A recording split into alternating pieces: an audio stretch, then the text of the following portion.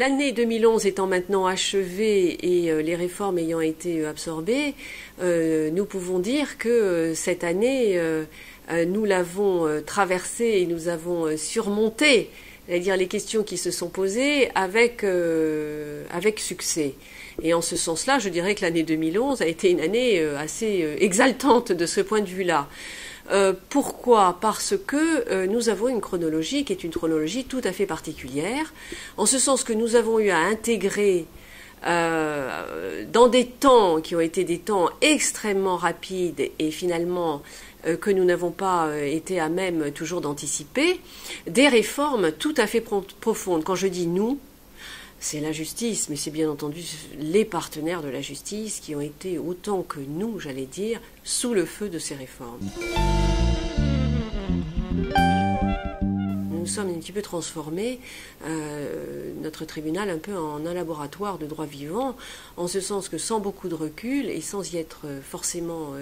préparé par de multiples prémices, nous avons été amenés à nous adapter, tester des hypothèses, vérifier ces hypothèses et leur pertinence, mettre en place des modèles qui étaient des modèles, par exemple, tout simplement, je parle par exemple de l'hospitalisation sous contrainte, c'est concrètement où est-ce que nous allons faire audience, dans suivant quel processus, et ensuite de vérifier, ou bien au contraire de s'adapter, lorsqu'il nous est apparu que les solutions que nous avions testées n'étaient pas forcément celles qui devaient être institutionnalisées. Donc voilà, nous avons travaillé de cette manière, et encore une fois, je salue et je rends hommage à nos partenaires, que ce soit en matière de garde à vue, les services de gendarmerie et les services de police qui auprès de l'ensemble des acteurs judiciaires et avec le barreau ont mené cette réforme tambour battant. Et puis également en matière d'hospitalisation sous contrainte qui met à contribution de façon très très forte la préfecture, l'agence régionale de la santé et puis les deux directions d'hôpitaux,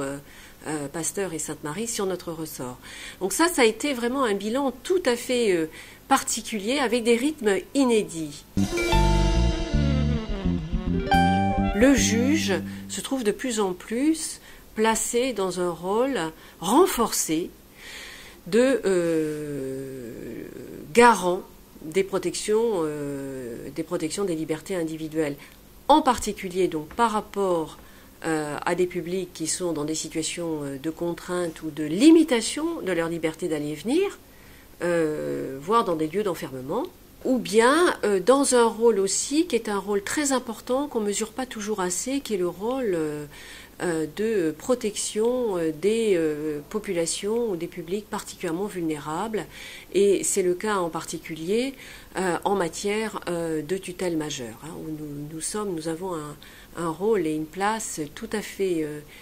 importante, en particulier dans le ressort de Nice. Voilà, c'est ce que je dirais en ce qui concerne les principaux éléments d'un bilan 2011 qui est intense. Alors derrière cela, et pour finir,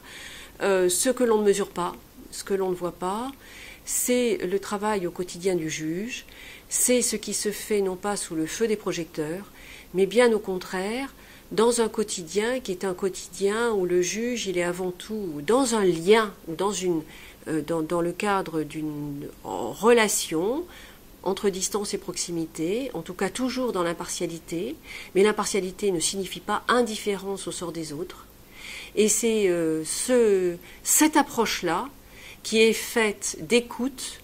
de silence du juge, de quelque chose que les médias ne voient pas forcément parce que ce n'est pas spectaculaire,